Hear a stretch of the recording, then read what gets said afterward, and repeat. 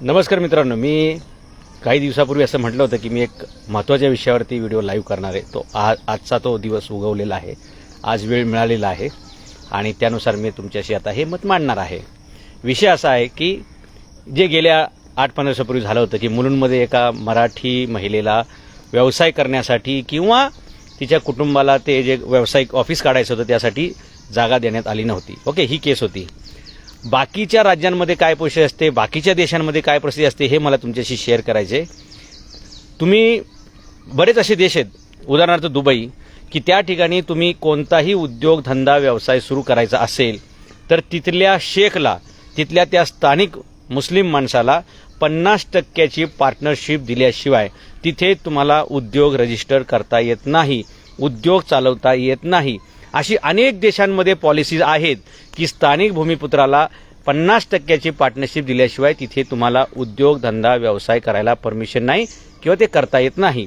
अगदी आपल्या शेजारचं राज्य तेलंगणा, या ठिकाणी सुद्धा KCR राव यांनी कायदा असा पास झाला पाहिजे अशी भूमिका घेतली. लोकांनी त्यांना बहुमतामध्ये निवडून दिलं मित्रांनो, आणि निवडून आल्यानंतर लगेच त्या माणसांनी बोलल्याप्रमाणे काम केलं आणि त्यांनी बोलल्याप्रमाणे लगेच तो कायदा पास केला. आणि त्याच्यासाठी लोकांनी त्यांना निवडून दिलं की तेलंगणामधले सगळे 80% उद्योग आणि 80% रोजगार हे तेलंगणातीलच माणसांना मिळतील, असा त्यांनी कायदा केला. कायदा करण्याची भाषा नुसती केली नाही मित्रांनो. महाराष्ट्रामध्ये सुद्धा भूमिपुत्रांना नोकऱ्यांमध्ये 80% आरक्षण मिळालं पाहिजे यासाठी आंदोलनं झाली. त्याच्यावर लोकांचे पक्ष उभे राहिले, त्याच्यावर लोकांनी उद्योजकांकडून हप्ते घेतले आणि मराठी मुलांचं मात्र भविष्य तिथंच राहिलं. मित्रांनो, आता आमच्या मुलांना नोकऱ्यांमधील 80% आरक्षण ही मागणी आपली असलीच नाही पाहिजे, कारण नोकऱ्या काही शिल्लक राहिलेल्याच नाहीत. तर जे काही महाराष्ट्रामध्ये उद्योग येतील, ज्या शेतकऱ्याच्या जमिनीवरती हे उद्योग होणार आहेत, त्या शेतकऱ्यांनी त्यांच्या सुशिक्षित मुलांनी नेहमी ही भूमिका घेतली पाहिजे की आम्हाला तुम्ही जे पैसे देणार ते कवड्या रेवड्या करून, म्हणजे 10 कोटीचा व्यवहार ठरवायचा आणि 50-50 लाखाचे 20 वर्षाचे हप्त्याचे चेक द्यायचे, ही फसवाफसवी चालणार नाही. आमची 10 कोटीची जमीन आहे तर आम्हाला ती विकायची नाहीये. त्याच्यावर जो उद्योग उभा राहणार आहे त्याच्यातली 50% पार्टनरशिप आम्हाला पाहिजे.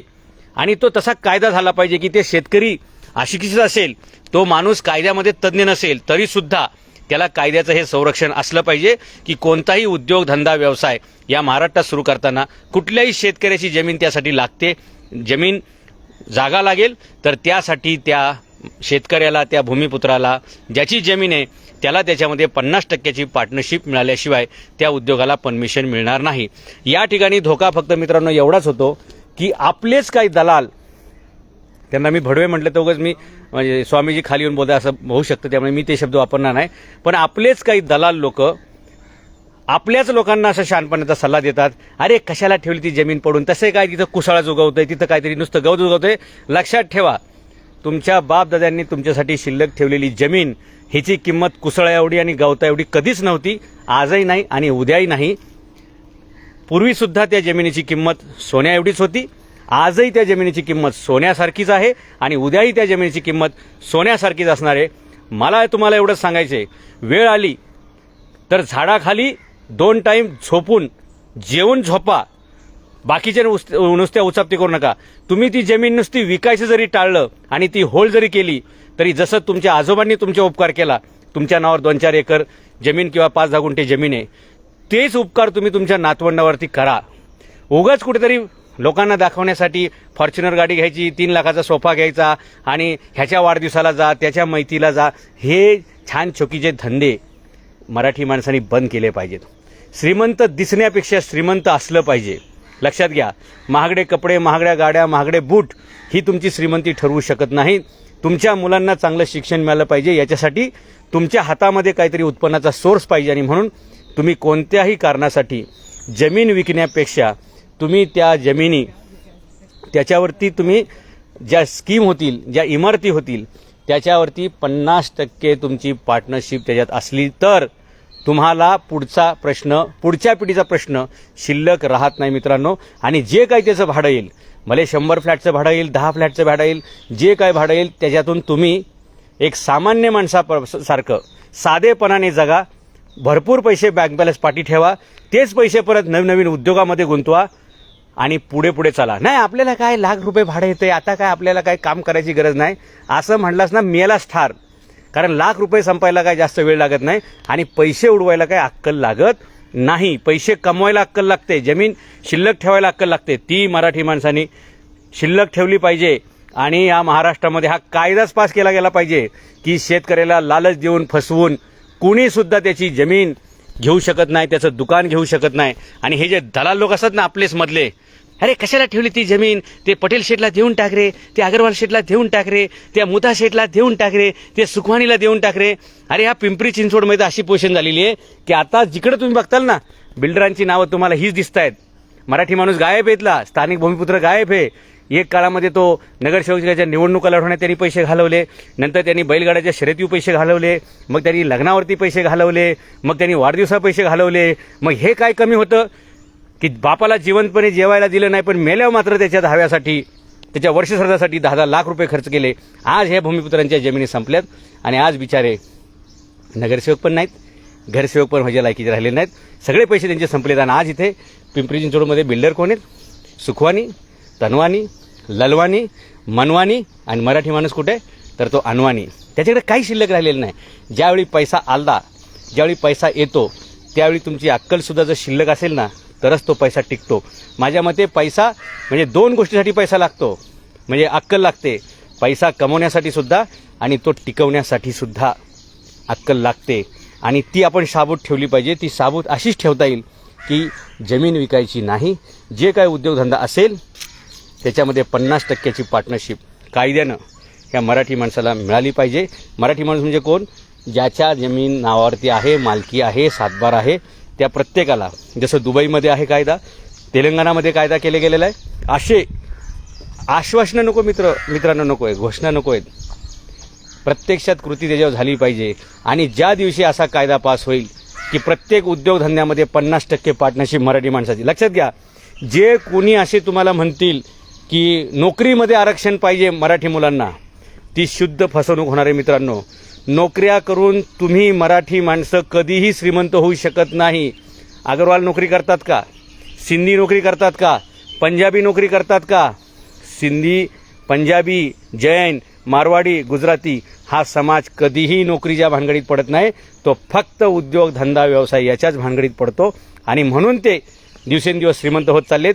आज आमच्या शहरांची परिस्थिती अशी आहे की मुंबई घ्या, पुणे घ्या, ठाणे घ्या, नवी मुंबई घ्या, अशी मोठमोठी शहरं, याच्यामध्ये आज परप्रांतातून आलेल्या लोकांची मेजॉरिटी 30-40% पुढे जाते. आणि लक्षात ठेवा, जे राजकीय लोक डोळेझाक करतायत आणि नागरिक सुपात आहेत, माणसं सुपात आहेत, आपण जात्यात आहेत, आपण सुपात आहे, अशा अपेक्षेनं जे जगतायत ना, त्या पुढाऱ्यांना सुद्धा ज्यावेळी वेळ येईल ना, जेव्हा त्यांना कळेल ना की आपलं एकमेव भांडवल होतं इलेक्शन लढायचं आणि जिंकायचं आणि त्याच्यावरती दादागिरी करायची आणि थोडेफार पैसे छापायचे, ते सुद्धा तुमच्याकडे राहणार नाही. पुढे पुढे तडाखा असा येईल की 70% मराठी माणसं जरी त्या मतदारसंघात असतील तरी दिल्लीहून ऑर्डर येईल आणि तिकीट कुठल्या तरी शहाला, सोमयाला, कुठल्या तरी अडवाणीला, ललवानीला, गिरवानीला, सुखवानीला, मनवानीला, तनवानीला यांना तिकीटं मिळणार आहेत. आणि तुम्ही तुमच्या हातात पक्षाचा फक्त झेंडा असेल, हातात दांडा असेल आणि तुमच्या संधीला सगळा म्हणजे कुऱ्हाडीचा दांडा, होतास काळ हेच होणार आहे. आणि म्हणून सावध व्हा. आपल्याच लोकांशी फसवणूक करून तुम्ही जास्त लांब जाऊ शकत नाही, जास्त मोठे होऊ शकत नाही. आणि लक्षात ठेवा, किती जरी झालं तरी या देशातलं जात हे वास्तव जाऊ शकत नाही. लक्षात घ्या. आणि म्हणून लोक आपापल्या जातीलाच धरून राहतात, आपापल्या जातीमध्येच काम करतायत. आणि लक्षात ठेवा, जर ही सिच्युएशन आहे, खरी आहे, तर लक्षात ठेवा मराठी माणसांनो, तुम्हाला आता आपण मराठी आहोत, आपण या महाराष्ट्राचे भूमिपुत्र आहोत, ह्या एकाच जातीखाली, एकाच झेंड्याखाली आणि एकाच अजेंड्याखाली एकत्र यावं लागेल. आणि आम्ही भूमिपुत्र कोणताही उद्योगधंद्यात 50% पार्टनरशिप असल्याशिवाय तो चालू होणार नाही. अशा प्रकारची आपली भूमिका घटनेतून घेतली पाहिजे. महाराष्ट्रात तो कायदा झाला पाहिजे, तो अंमलबजावणी झाला पाहिजे. अन्यथा ज्या प्रकारे मुंबई, नवी मुंबई, ठाणे, पनवेलमधून आमचे कोळी बांधव हद्दपार झाले, ज्याप्रमाणे पुण्यातील मावळ, मुळशी, वेल्हा, शिरूर वगैरे ह्या सगळ्या प्रदेशातून इथला मराठी माणूस गायब झाला, पिंपरी चिंचवड, भोसरी, वाकड इथून इथला मराठी माणूस गायब झाला, तेच अन्य शहरामध्ये पण होईल. आणि मराठी माणूस जो इथला राजा असला आहे, राजा असला पाहिजे, भविष्यात राजा राहिला पाहिजे, त्याला कंगालीचे दिवस येतात.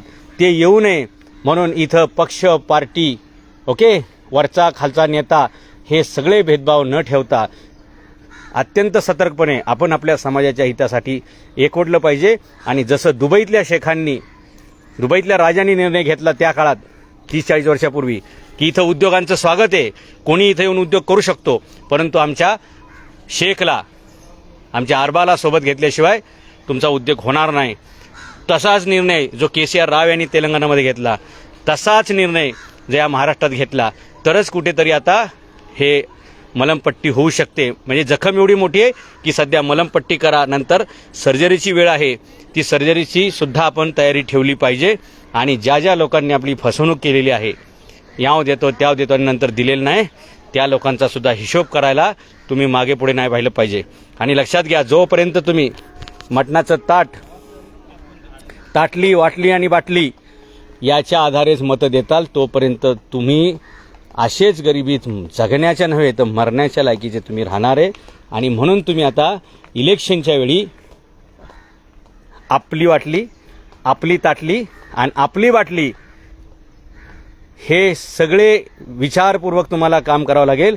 आणि थोड्याशा रुपयांसाठी स्वतःचं भविष्य विकायचं ज्या दिवशी तुम्ही बंद करताल, त्याच दिवशी तुमचं भविष्य सुरू होईल. ज्या दिवशी तुम्ही 10 रुपयाच्या नोटेला नाही म्हणता, त्यावेळी समोरचा तुम्हाला 100ची नोट ऑफर करतो. ज्यावेळी तुम्ही 100च्या नोटेला नाही म्हणता, त्यावेळी समोरचा तुम्हाला 500ची नोट ऑफर करतो. आणि ज्यावेळी तुम्ही 500ची पण नोट मला नको म्हणता, त्यावेळी तो 2000ची नोट मागतो. आणि तुम्ही 2000ची सुद्धा नोट घ्यायला नकार देता, त्यावेळी समोरचा तुम्हाला 50%ची पार्टनरशिप देतो. मित्रांनो, थोडा संयम बाळगा, थोडा संयम ठेवा, थोडं पेशन्स ठेवा आणि संघर्षाची तयारी ठेवा. छोट्या छोट्या अपेक्षेला भाळू नका, छोट्या छोट्या लालचला भाळू नका. शेवटपर्यंत ठाम राहा, शेवटपर्यंत खंबीर राहा.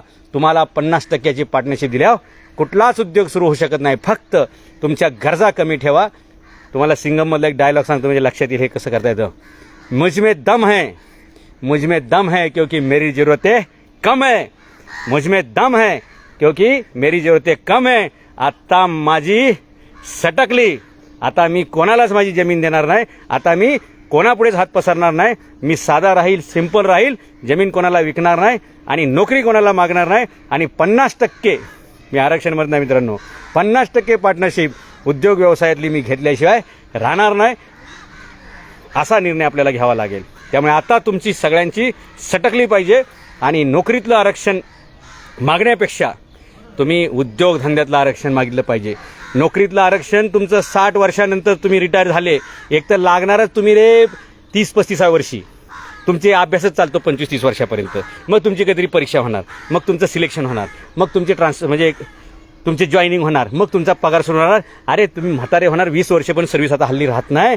त्याच्यापेक्षा जर तुम्ही उद्योगधंद्यातले पार्टनर झाले, तुम्ही मालक होणार, तुमचा मुलगा मालक होणार, तुमचा नातू मालक होणार, तुमचा पंतू मालक होणार. पिढ्यानपिढ्या तुम्ही राजा होणार. आणि पिढ्यानपिढ्या राजा होण्याचा मार्ग एकच आहे. आत्ता माझी सटकली, पार्टनरशिप भागीदारीशिवाय बोलायचं नाही. रोजंदारी खतम, भागीदारी चालू.